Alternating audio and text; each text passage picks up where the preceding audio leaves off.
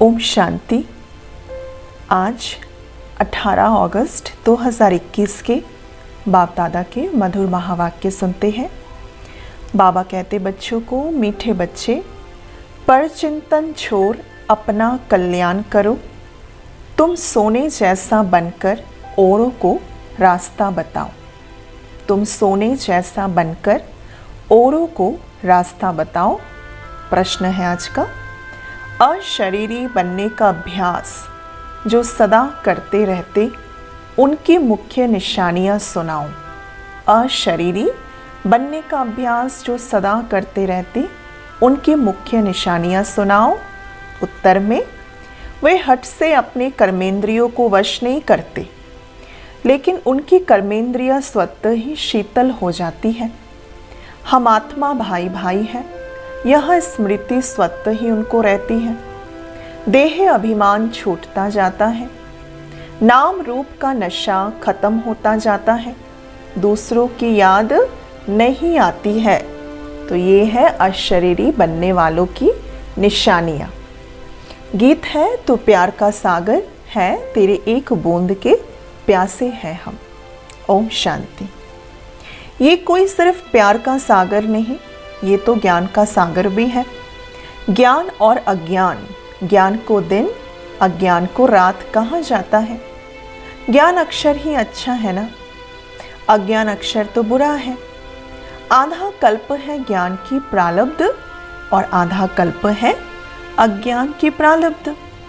अज्ञान की प्रारब्ध है दुख और ज्ञान की प्रारब्ध सुख होता है। ये तो बहुत सहज समझने की बातें हैं। दिन है ज्ञान का, रात है अज्ञान। ये भी किसको पता नहीं है, ज्ञान किसको कहा जाता और अज्ञान किसको कहा जाता। ये सब बेहद की बातें हैं। तुम सबको समझाते हो ज्ञान क्या है, भक्ति क्या है। ज्ञान से तुम पूज्य बन रहे हो। जब पूज्य बन जाते हो तो पूजा की सामग्री को जान जाते हो, जो भी मंदिर आदि है। तुम जानते हो ये सब यादगार है। उनकी जीवन कहानी क्या है वो तुम जानते हो। जो पूजा करने जाते हैं वो खुद नहीं जानते। पूजा को भक्ति कहा जाता है। भगवान को भक्तों से मिलना है भक्ति का फल देने के लिए। सो भगवान ही आकर पुजारी से पूज्य बनाते हैं। पूज्य सतयुग में, पुजारी कलयुग में होते हैं।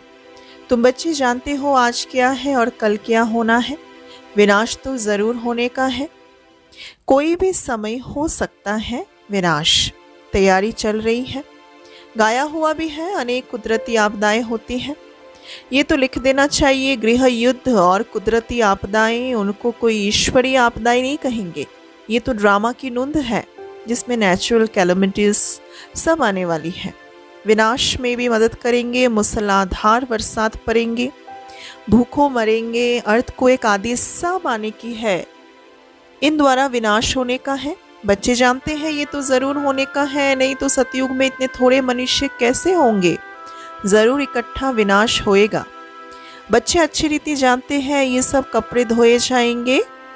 ये बेहद की बड़ी मशीनरी है कपड़े धोने की। बाबा के पास से बेहद की बड़ी मशीनरी। गाया जाता है ना, मूत पलीती कपड़ धोए। इन कपड़ों की बात नहीं है जो हम हर रोज बदली करते हैं, धुलाते हैं। ये है शरीर की बातें, शरीर रूपी कपड़ों की।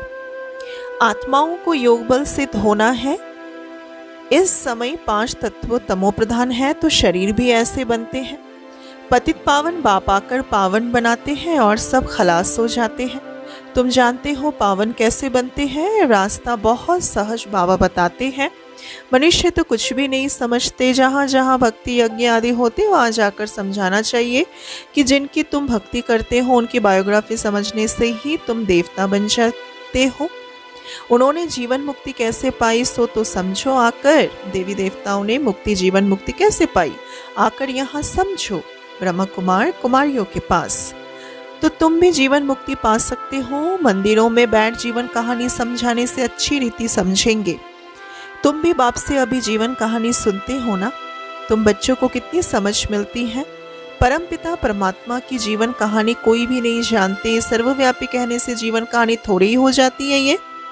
तुम बच्चे अभी परमपिता परमात्मा की जीवन कहानी को जानते हो, यानी आदि मध्य अंत को तुम जानते हो। इस समय को आदि कहेंगे, जबकि बाबा आकर पतितों को पावन बनाते। फिर मध्य में भक्ति का पाठ चलता है। बाबा कहते इस समय में आकर स्थापना करता कराता हूँ, करण करावनहार हूँ। प्रेरणा को करना नहीं कहेंगे, बाबा आकर इनकी कर्मेंद्रियों द्वारा कराते हैं।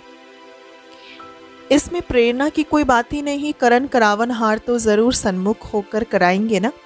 प्रेरणा से कुछ नहीं हो सकता, आत्मा बिगड़ शरीर कुछ नहीं कर सकती। बहुत कहते हैं ईश्वर ही प्रेरणा से सब कुछ करता है। बाबा आप प्रेरणा करो, हमारे पति की बुद्धि को ठीक कर दो बाबा, ऐसे भी बाबा से मांगते हैं। बाबा कहते प्रेरणा की तो इसमें बात ही नहीं है। फिर शिव जयंती क्यों मनाई जाती है? अगर प्रेरणा देवे तो फिर जन्मदिन क्यों मनाते हैं हम शिव बाबा की? शिव जयंती क्यों मनाई जाती? प्रेरणा से काम हो तो फिर आए क्यों वो? एक तो ईश्वर क्या चीज है ये नहीं जानते, सिर्फ कह देते ईश्वर की प्रेरणा से सब कुछ होता है। निराकार प्रेरणा से कैसे करेंगे? वो तो करण करावनहार है, आकर के उनको रास्ता बताना होता है। कर्मेंद्रियों से मुरली चलाते हैं।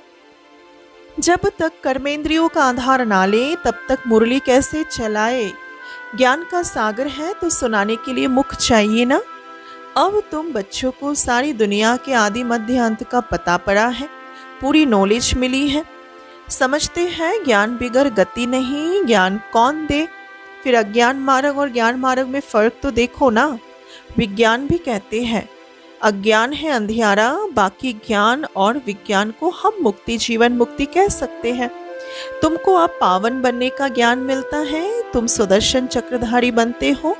कोई सुनेंगे तो वंडर खाएंगे, कहेंगे आत्मा ज्ञान लेती है तो आत्मा जरूर संस्कार ले जाएंगे ना। मनुष्य से देवता बनते हो तो ज्ञान रहना चाहिए, परंतु बाप समझाते हैं ये पुरुषार्थ है प्रारब्ध के लिए। प्रारब्ध मिल गई फिर ज्ञान की कोई दरकार नहीं है। सतयुग है ही तुम बच्चों के लिए प्रारब्ध। ये बातें सुनने से ही वंडर खाएंगे। ये ज्ञान परंपरा से क्यों नहीं चलता? बाबा कहते ये प्राय लोप हो जाता है। दिन हो गया फिर अज्ञान तो है नहीं जो ज्ञान की दरकार रहे। ये भी समझने समझाने की बातें हैं कि ज्ञान मिल गया तो ज्ञान से हमारी प्रारब्ध हो जाती है। तो ज्ञान से जब प्रारब्ध हमें प्राप्त हम कर लेते हैं फिर ज्ञान की कोई दरकार ही नहीं होती ना। तो संगम युग में है ही हमें ज्ञान की और पढ़ाई की बहुत बहुत ज़्यादा आवश्यकता और अटेंशन देने की बात। बाबा समझाते आगे, फट से कोई समझ नहीं सकते इन बातों को। शिव बाबा भारत में आते हैं, बच्चों के लिए सौगात लेकर आते हैं, भक्ति का फल देने लिए। भक्ति के बाद होती है सदगति। ये विनाश भी होगा जरूर, असार खड़े हैं। तुम सुनते रहेंगे, चिंगारी लगती है तो 1-2 घंटे में सारा मकान जलकर भस्म हो जाते हैं। ये कोई नई बातें नहीं है। विनाश तो होना जरूर है। सतयुग में होते ही है थोड़े मनुष्य श्रेष्ठाचारी। तो श्रेष्ठाचारी बनने में कितनी मेहनत लगती है बाबा कह रहे हैं। माया नाक से एकदम पकड़ लेती है, ऐसे गिरने वालों को चोट बहुत लगती है, टाइम लग जाता है फिर श्रेष्ठाचारी बनने में। बड़े ते बड़ी चोट है काम विकार की। इसलिए कहा जाता है काम महाशत्रु है, यही पतित बनाते हैं। झगड़ा होता ही है विकारों पर, विकार के लिए नहीं। विकार के लिए नहीं छोड़ेंगे तो जरूर कहेंगे इससे तो बर्तन साफ करे वो भी अच्छा है। तो बाबा आगे समझाते, झाड़ू पोछा लगाएंगे परंतु पवित्र रहेंगे। इसमें बहुत हिम्मत चाहिए। जब कोई बाबा की शरण में आते हैं तो फिर माया भी उनसे लड़ना शुरू कर देती है। फिर घड़ी घड़ी विकारों में गिराती रहती है माया। 5 विकारों की बीमारी और ही अधिक उथल खाती है अंदर से। बाबा के बनने के बाद से पहले तो पक्का निश्चय बुद्धि होना चाहिए। अभी उसकी युक्ति बता रहे बाबा, उससे मुक्त होने की युक्ति। पहले तो पक्का निश्चय बुद्धि होना चाहिए। जीते जी मरे हुए हैं हम। इस दुनिया से, पुरानी दुनिया से लंगर उठा लिया अपना, कलियुगी विकारी दुनिया को किनारा कर दिया। अब हम यात्रा पर जा रहे हैं। हम अशरीरी हो अपने घर जाते हैं। आत्मा को ये ज्ञान है कि हम एक शरीर छोड़ दूसरे में जाएंगे। हम गृहस्थ व्यवहार में रहते कमल फूल समान पवित्र बन यात्रा पर रहते हैं। बुद्धि में याद रहे ये तो कब्रिस्तान है, फिर हम सुखधाम में जाएंगे। हमको बाबा वर्षा देने की युक्ति बता रहे हैं। पावन बनने के लिए हम योग में रहते हैं। याद से ही विक्रम विनाश होंगे, तब आत्मा शरीर छोड़ेंगे। यात्रा कितनी वंडरफुल है। सिर्फ बाबा को याद करो और अपनी राजधानी को याद करो। इतनी सहज बात भी बहुत बच्चों को याद नहीं पड़ती। अल्फ को याद करो बस, परंतु माया वो भी याद करने नहीं देती। मेहनत लगती है बहुत। आत्मा को ज्ञान मिला है, हमारा बाबा आया हुआ है। आत्मा पढ़ती है ना, आत्मा शरीर द्वारा जन्म लेती है। फिर आत्मा आत्मा भाई भाई है हर एक की। देह अभिमान में आने से फिर अनेक संबंध हो जाते हैं। काका चाचा मामा आशिक माशुक अनेक संबंध हो जाते हैं। यहाँ तुम भाई बहन हो जाते हो जब बाबा के पास आते हैं। दृष्टिवृत्ति पवित्र हो जाती है शुद्रपने से। आपस में भाई भाई भी हो, फिर भाई बहन भी हो। प्रवृत्ति मार्ग है ना, दोनों को वर्षा चाहिए, मेल फीमेल। आत्मा ही पुरुषार्थ करती है। अपने को आत्मा समझना ये मेहनत है। देह अभिमान ना रहे। शरीर ही नहीं तो विकार किससे करेंगे। हम आत्मा है, बाबा के पास जाना है। शरीर का भान ना रहे। जितना योगी बनते जाएंगे कर्मेंद्रियां शांत होती जाएगी। देह अभिमान में आने से कर्मेंद्रियां चंचल होती हैं। आत्मा जानती है हमको प्राप्ति हो रही है। शरीर से अलग होते जाएंगे तो कर्मेंद्रियां शांत होती जाएगी। सन्यासी लोग दवाई खाकर कर्मेंद्रियों को शांत करते हैं, वो है हठ योग। तुमको तो योग से काम लेना है। क्या योग बल से तुम अपने को वश नहीं कर सकते हो? मन बुद्धि कर्मेंद्रियों को बाबा पूछते हैं। नहीं कर सकते हो वश योग बल से। जितना आत्माभिमानी होते जाएंगे तुम्हारी कर्मेंद्रियां शांत होती जाएगी। बड़ी मेहनत करनी पड़ती है इसके लिए। तपस्या हमारी अच्छी होनी चाहिए, यही है मेहनत। प्राप्ति तो बहुत उच्च है हमें। बाबा कहते योग बल से तुम विश्व के मालिक बन जाते हो। कर्मेंद्रियों पर जीत पहनते हो, इसलिए भारत का योग नामी ग्रामी है। तो मनुष्य से देवता, पति से पावन बनते हो। प्रजा भी स्वर्गवासी तो होते हैं ना। योग बल से तुम स्वर्गवासी बनते हो, बाहुबल से नहीं बन सकते हो। मेहनत कोई बहुत नहीं है। कुमारियों के लिए तो जैसे मेहनत है ही नहीं, क्योंकि वो तो फ्री है ना कुमारियाँ। विकार में गई तो बड़ी पंचायत हो जाती है। तो इससे अच्छा कुमारी होकर रहना, नहीं तो फिर अधर कुमारी नाम पर जाता है। युगल भी क्यों बने, इसमें भी नाम रूप का नशा चढ़ता है कईयों की बुद्धि में। ये मूर्खता है। युगल बनने के बाद पवित्र रहने के लिए बड़ी अच्छी हिम्मत चाहिए। ज्ञान की पूरी प्रकाष्ठा चाहिए। बहुत है जो हिम्मत करते हैं, परंतु आग की आंच आ जाती है तो खेल खलास। इसलिए बाबा कहते कुमारी फिर भी बहुत अच्छी है। अधर कुमारी बनने का ख्याल क्यों करना चाहिए? कुमारियां तो बाबा का नाम वाला कर सकती हैं। बाल ब्रह्मचारी है। बाल ब्रह्मचारी रहना अच्छा है, ताकत रहती है। दूसरे कोई की याद नहीं आएगी। बाकी हिम्मत है तो करके दिखाओ, बहुत मेहनत है। दो हो पढ़ते हो ना, तो इससे तो अच्छा कुमारी होकर रहना। कुमारी अकेली है, दो से द्वैत आ जाते हैं। लड़ाई झगड़े ये सब द्वैत मार्ग में आता है। जहाँ तक हो सके कुमारी होकर रहना अच्छा है। कुमारी सेवा पर निकल सकती है। बंधन में पड़ने से फिर बंधन वृद्धि पाते हैं। ऐसा जाल बिछाना क्यों है जिसमें बुद्धि फंसे? ऐसे जाल में फंसना ठीक नहीं है। कुमारियों के लिए तो बहुत अच्छा है। कुमारियों ने नाम भी निकाला है। कन्हैया नाम गाया जाता है ना कृष्ण के। कुमारी हो रहना अच्छा है। इनों के लिए बहुत सहज है। स्टूडेंट लाइफ पवित्र लाइफ है। बुद्धि भी फ्रेश है। कुमारों को विषम पितामह जैसे बनना है। कल्प पहले भी रहे हैं, तब तो दिलवारा मंदिर में आपका यादगार है। अब बाबा बच्चों को फरमान करते हैं, मुझे याद करो और सब बातों को छोड़ तुम अपना कल्याण करो। बाबा को याद करने में ही कल्याण है। भूल चूक होती है, बच्चे गिर पड़ते। तुम पर चिंतन को छोड़कर अपना कल्याण करो ना, दूसरे चिंतन में जाओ नहीं। तुम सोने जैसा बन जाओ, औरों को भी रास्ता बताओ। सतो प्रधान बनने का एक ही उपाय है। पावन बनने के बिगड़ मुक्ति धाम में जा नहीं सकते हो तुम। उपाय एक ही है, फिर अंत मति सो गति हो जाएगी।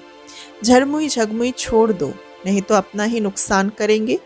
बाबा कोई श्राप नहीं देते, श्रीमत पर नहीं चलते तो आपे ही अपने को श्रापित करते हैं। अच्छा, मीठे मीठे सिक्के लधे बच्चों प्रति माता पिता बाप दादा का याद प्यार और गुड मॉर्निंग। रूहानी बाप की रूहानी बच्चों को नमस्ते। हम रूहानी बच्चों की रूहानी बाप दादा को याद प्यार गुड मॉर्निंग नमस्ते। धारणा करनी है आज की मुरली से पहला, निश्चय बुद्धिपन जीते जी इस पुरानी दुनिया से अपना लंगर उठा लेना है। बाबा के हर फरमान को पालन कर अपना कल्याण करना है। दूसरा, दूसरों का चिंतन छोड़ अपनी बुद्धि को स्वच्छ सोने जैसा बनाना है। झरमुई झगमुई में अपना समय नष्ट नहीं करना है। योग बल से अपनी कर्मेंद्रियों को शांत शीतल बनाना है। वरदान, मेहमानपन की वृत्ति द्वारा प्रवृत्ति को श्रेष्ठ स्टेज को ऊंचा बनाने वाले सदा उपराम भव। एक बार फिर सुनते हैं। मेहमानपन की वृत्ति द्वारा प्रवृत्ति को श्रेष्ठ स्टेज को अर्थात स्थिति को ऊंचा बनाने वाले सदा उपराम भव। जो स्वयं को मेहमान समझकर चलते हैं वे अपने देह रूपी मकान से भी निर्मोही हो जाते। मेहमान को अपना कुछ नहीं होता। कार्यों में सब वस्तुएं लगाएंगे लेकिन अपनेपन का भाव नहीं होगा। वे सब साधनों को अपनाते हुए जितना न्यारे उतने बाबा के प्यारे होकर रहते हैं। देह देह के संबंध और वैभवों से सहज उपराम हो जाते हैं। जितना मेहमानपन की वृत्ति रहती उतना प्रवृत्ति श्रेष्ठ और स्टेज ऊंची होकर रहती है।